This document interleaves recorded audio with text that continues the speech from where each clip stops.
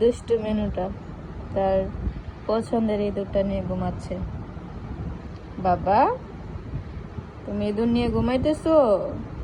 হ্যাঁ সোনা, ময়না, তুমি ঘুমাইতেছো? ইঁদুর নিয়ে ঘুমাইতেছো? এই যে রে কার? তোমার? আচ্ছা, কে এনে দিছে? হ্যাঁ, বাবা এনে দিছে? সোনারা,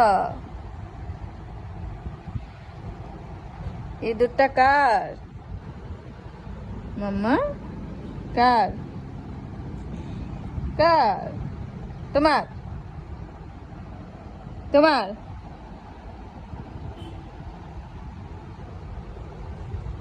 এই যে ইঁদুর তুলে নিয়ে ঘুমাইছে। ময়না, ময়না।